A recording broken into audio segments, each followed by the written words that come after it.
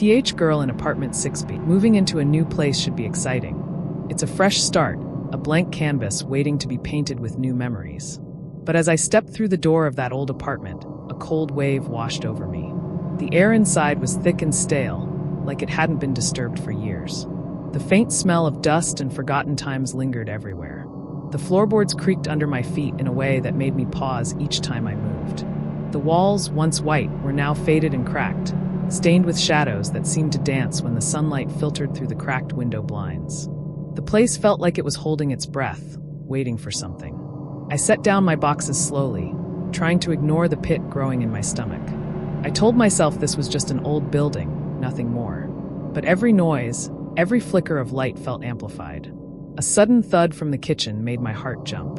I walked carefully, half expecting to see something or someone there, but the room was empty, save for the faint outline of a broken cabinet. As evening approached, the apartment transformed. The shadows deepened, curling around the corners and creeping closer like silent intruders. The once familiar space felt alien and cold. I sat on the edge of the couch, my thoughts racing. Was I imagining things? Was my mind playing tricks because of the stress? Then I heard it, a soft whisper. It wasn't loud, but it echoed through the silence like a distant warning. I froze, straining to listen. The whisper turned into a faint murmur, like voices just beyond hearing. I looked around, but the apartment was empty, eerily quiet except for that haunting sound. I tried to convince myself it was the wind, or the building settling. But deep down, I knew this was something different. The night grew heavier. Outside, the city lights blinked like stars, but inside, the darkness pressed closer. I felt watched, as if unseen eyes were piercing through the walls. I stood up, heart pounding, and walked slowly through each room, searching for the source. Nothing. Only shadows and silence. But the feeling lingered, gnawing at my mind. Something was here. Something waiting. And I was not alone. The next morning, the sunlight spilled into the apartment, trying to chase away the shadows of the night before. But the unease remained, like a dark cloud hanging just beyond the bright light. I told myself to shake it off. It was just the mind playing tricks. But as I moved through the rooms, the silence was almost deafening. I started exploring every corner more carefully this time. The kitchen sink was still wet, though I had cleaned it yesterday. The faint smell of something rotten lingered in the air. I opened cabinets and drawers. Some were stuck, others creaked loudly, as if protesting my presence. I found an old diary tucked behind a loose floorboard in the living room. Its pages were yellowed and brittle, filled with hurried handwriting. The entries spoke of loneliness, fear, and something lurking just out of sight. The writer seemed desperate, afraid of an unseen presence that haunted their days and nights. As I read deeper, I felt chills run down my spine. The last entry was abruptly cut off, ending with a warning. "Don't trust the silence, they are watching." My hands trembled as I closed the diary. How had I never noticed this before?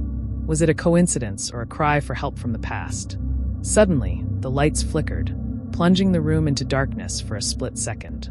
When they returned, I caught a glimpse of a figure standing near the window.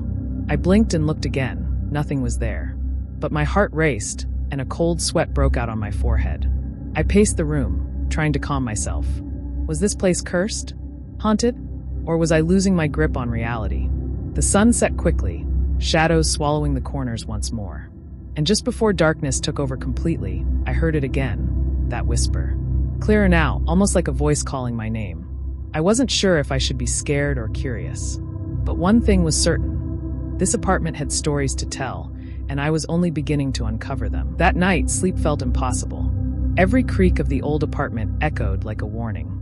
I lay awake, eyes fixed on the ceiling, heart pounding with every distant sound. The shadows seemed to move with a life of their own, stretching and twisting as if reaching out to me. Suddenly, a cold breeze swept through the room, even though all the windows were closed tight. The curtains fluttered gently, casting eerie shapes on the walls. Then, from somewhere deep within the apartment came a faint tapping, slow and deliberate, like someone knocking from the inside. I forced myself to sit up, clutching my blanket tightly. The tapping continued, growing louder, more urgent. I followed the sound down the hallway toward the basement door, a place I hadn't yet dared to explore. My every step echoed loudly, the house feeling like it was holding its breath. At the basement door, my hand trembled as I reached for the old rusty handle. The knocking stopped the moment I touched it. The silence was suffocating, I debated whether to open it or retreat to the safety of my room. But curiosity won over fear. With a slow push, the door creaked open, revealing darkness so thick it swallowed the weak light from my phone. As I stepped inside, the air grew colder, heavier. My breath fogged in front of me, and a low hum filled the space, almost like a distant chant. Then I saw it, faint, glowing symbols etched into the basement walls. They pulsed with an otherworldly light, illuminating shadows that danced unnaturally. I reached out to touch one, and instantly a sharp chill shot through my body. The basement wasn't just a storage space. It was a gateway, a place where the veil between worlds was thin. I felt eyes watching me from the darkness, ancient and malevolent. Suddenly, the door slammed shut behind me.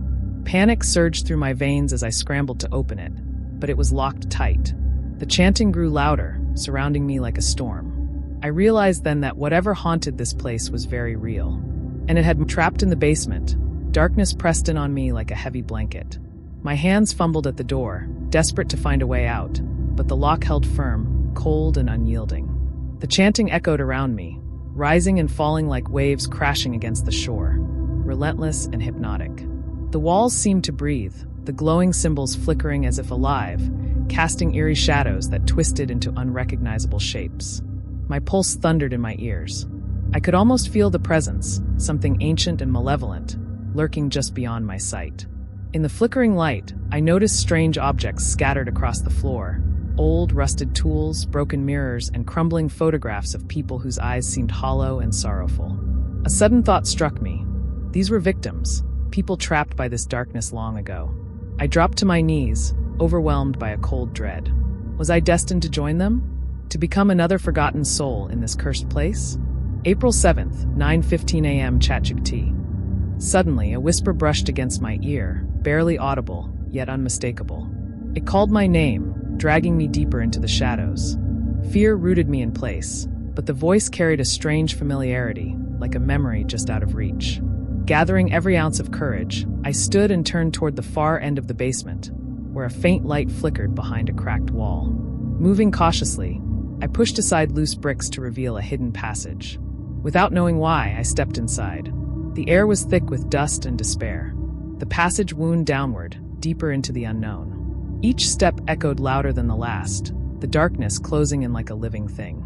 Suddenly, the passage opened into a small chamber, walls lined with ancient symbols, a single flickering candle illuminating a dusty altar. On the altar lay an old, leather-bound book. Its pages were brittle, but filled with cryptic writings and strange drawings. As I reached out to open the book, a cold hand gripped my shoulder. I spun around, but no one was there. The room fell silent, save for the rapid beating of my heart. The past and present collided in that moment, and I realized I had uncovered something far more dangerous than I ever imagined. As I closed the ancient book, the flickering candle suddenly blew out, plunging the chamber into complete darkness. My breath hitched, heart racing as shadows seemed to gather and swirl around me like a living fog. A cold chill ran down my spine. I could hear faint whispers rising from the walls, voices overlapping in a sinister chorus. They spoke in a language I couldn't understand, but their tone was filled with anger and despair, warnings that sent shivers through my very soul. Suddenly, a soft glow emanated from the pages of the book, illuminating strange symbols that pulsed rhythmically, as if alive. The ground beneath me trembled slightly, and the air grew heavy with a strange energy, something ancient awakening. I felt invisible eyes watching me, piercing through the darkness with malevolent intent. The whispers turned into cries, then screams, echoing all around. Panic surged, but my legs refused to move. It was as if the very walls were holding me captive. Then, from the shadows emerged a figure, blurry at first, then clearer, a pale woman with hollow eyes and a sorrowful expression. She reached out her hand, silently pleading, her presence both terrifying and tragic. I realized she was trapped here, bound by the same curse that haunted this place. But she wasn't here to harm me. Instead, she seemed desperate for release, urging me to break the cycle. Gathering every ounce of courage, I took the book and recited an incantation I barely understood, words that promised to free her spirit. The room shook violently, symbols flashing brightly before fading into darkness once more. When the candle relit itself, the woman was gone. The whispers ceased, and the oppressive atmosphere lifted slightly. The basement door creaked open slowly, inviting me to leave. As I climbed back up the stairs, the weight of the experience settled on me. I knew this place held many secrets, some better left undisturbed. But I had survived, and that night, I promised myself to never return. Back in the faint light of the house's upper floors, my mind raced to make sense of what I had just endured. The heavy silence felt suffocating, as if the house itself was holding its breath. Every creak and groan of the old wooden floor sent a fresh wave of dread through me. I found myself drawn toward the living room, the place where everything had begun. The atmosphere was thick with lingering shadows, and the air tasted metallic, like something was still wrong, unfinished. Sitting there in the dim glow was an old photograph, dusty and faded, yet somehow hauntingly clear. It showed a family, a mother, a father, and a young girl. Their faces smiled, but their eyes told a different story, filled with sorrow, fear, and a secret they tried to hide. As I stared, I felt the weight of their story pressing down on me. The house had been a prison not just for me, but for generations before. Tragedies, betrayals, and dark rituals woven into the fabric of the walls. April 7th, 9:16 a.m. ChatGPT. Suddenly, the lights flickered and dimmed, and a whisper floated through the room, barely audible but unmistakably real. "Don't forget us," it said. My skin prickled as I realized the spirits still lingered, trapped in time, begging for closure. I knew then that escaping the house wasn't enough. To truly be free, I had to understand their pain, to break the cycle of fear and silence. Determined, I took the photograph and left the room, stepping into the unknown with a new purpose: to uncover the truth and lay the restless souls to rest. The night grew darker as I stepped outside, the cold air biting at my skin. The house stood behind me, silent but alive, as if watching, waiting. My mind churned with questions and a heavy sense of responsibility. I walked down the street to the local library, desperate to uncover the history of this cursed place. Dusty records, old newspapers, and forgotten archives slowly revealed a chilling tale. A story of heartbreak, betrayal, and restless spirits doomed to wander. I learned of the family in the photograph, their lives marked by tragedy and a dark curse passed through generations.